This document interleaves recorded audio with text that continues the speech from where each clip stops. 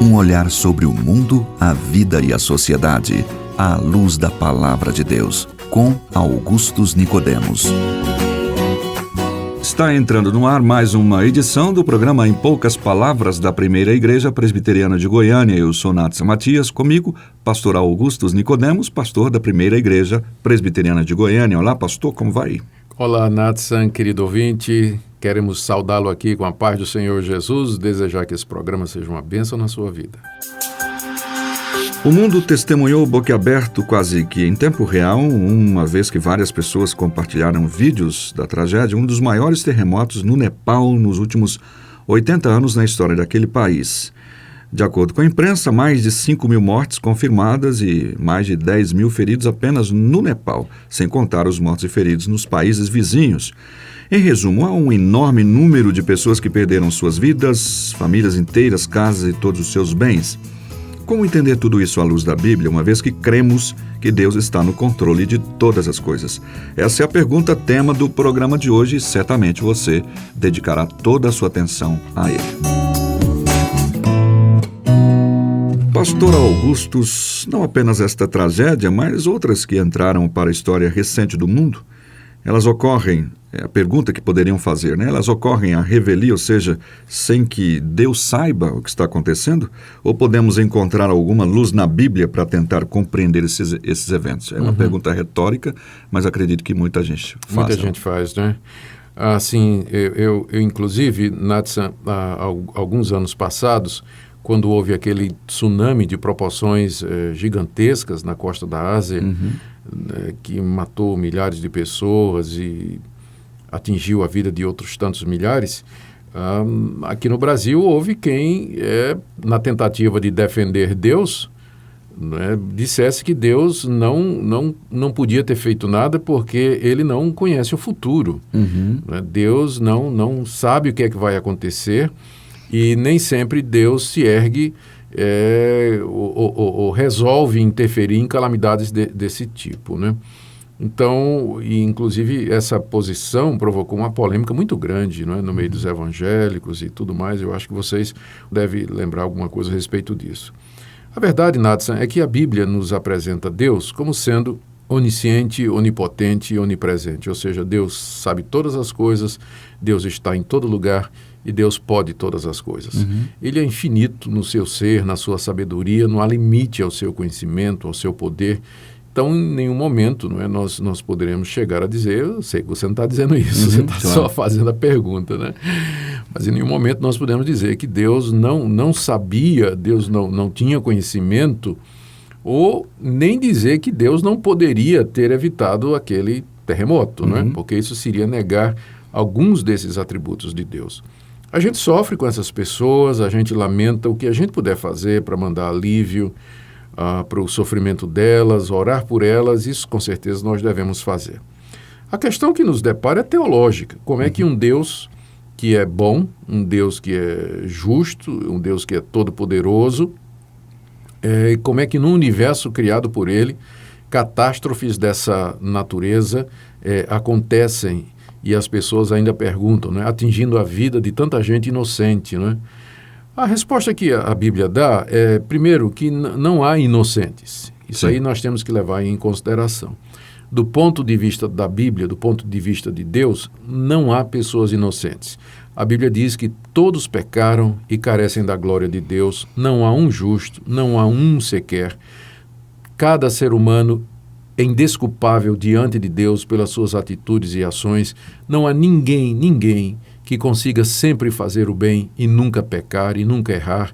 E a Bíblia também diz que o salário do pecado é a morte. O resultado da desobediência, da quebra da lei de Deus, é a imputação da ira de Deus sobre nós. Então, a realidade a respeito do mundo e da humanidade é que nós nos encontramos debaixo do julgamento de Deus. Toda a humanidade. Estamos debaixo do julgamento dele, porque Deus, ele é amor, ele é misericordioso, mas ele é justo, ele é reto. E ele não pode olhar para o pecado da humanidade e das pessoas de forma indiferente ou passiva.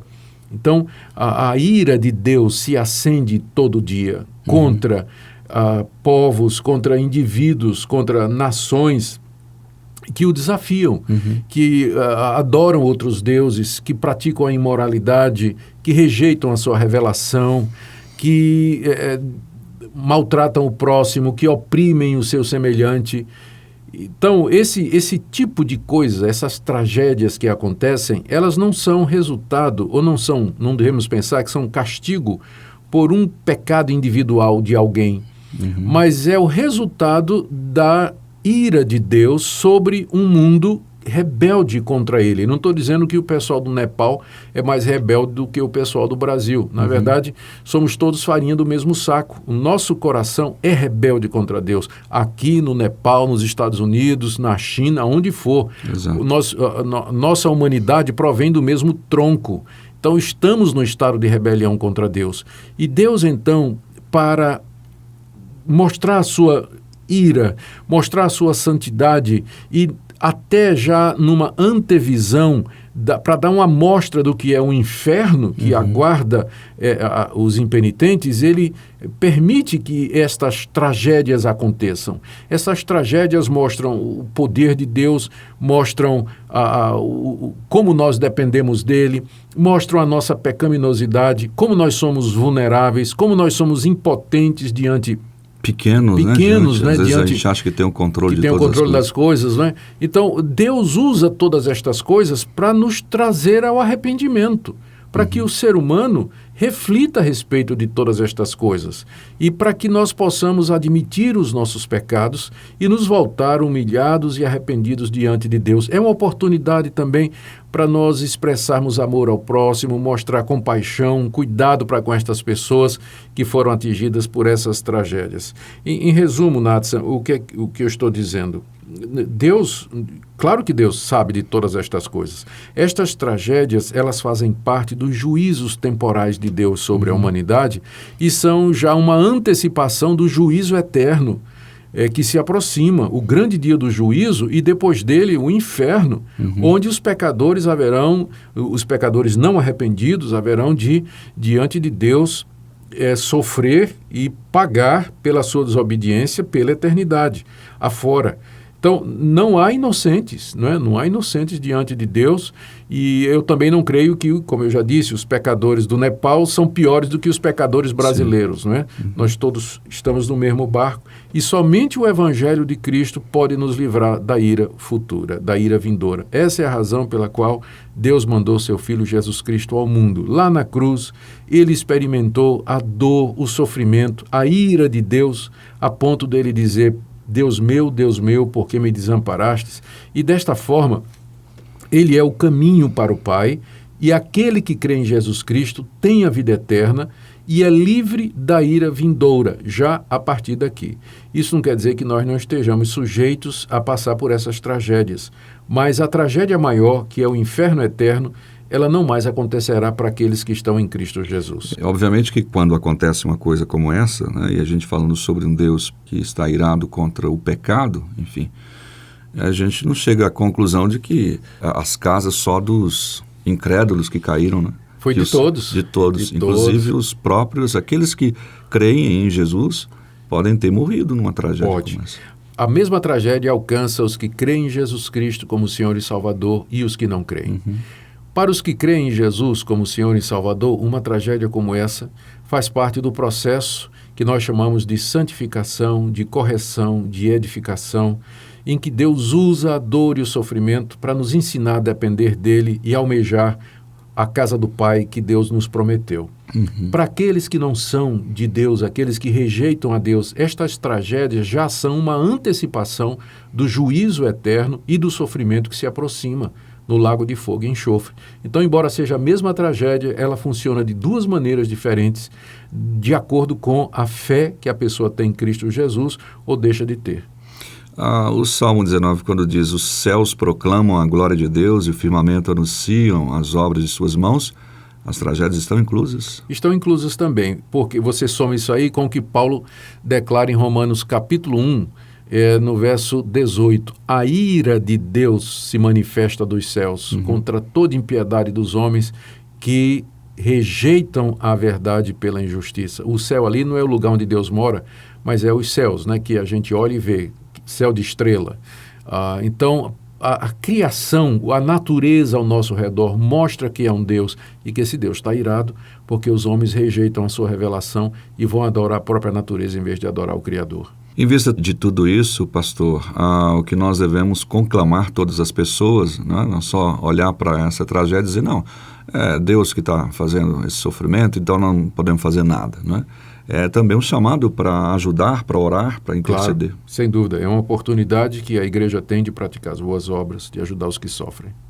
Então, gente, nós conversamos um pouco sobre esse tema e o programa Em Poucas Palavras se solidariza com as famílias, né, aquelas pessoas que estão em sofrimento no Nepal, e estamos conclamando a todos os que continuam ouvindo o programa, se você é cristão e conhece a Deus e sabe orar e falar com Jesus, para orar por essas pessoas, para que eles possam reconhecer a bondade de Deus, inclusive em salvar pessoas que milagrosamente não estariam vivas de outra maneira se não fosse a graça dele. Então vamos ouvir uma música, daqui a pouquinho a gente volta e encerramos o programa. Mais perto quero estar, meu Deus, de ti, ainda que seja dor que me une a ti.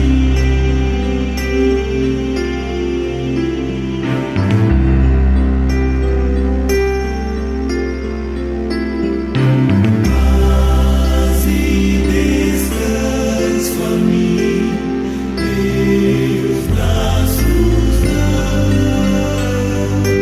minha alma canta assim de gratidão.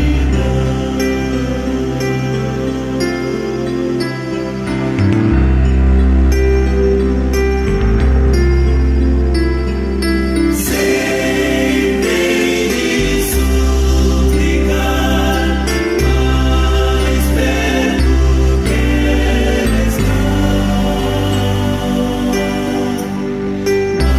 mais perto quero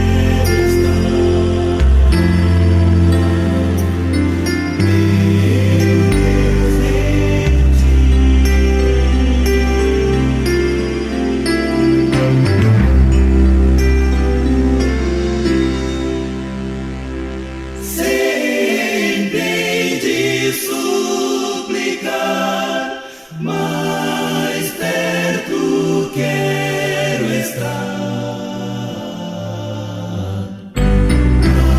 mais perto quero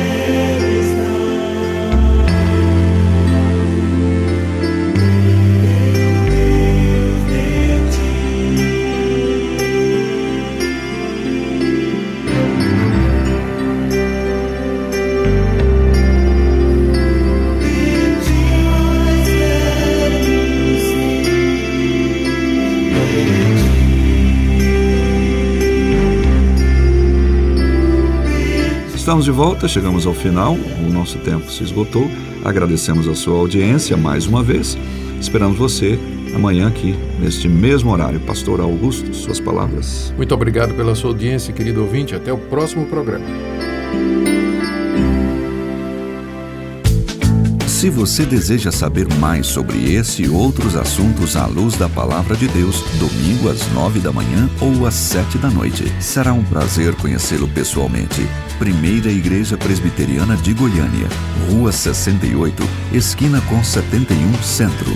Fone 3213-3320. www.pipg.org.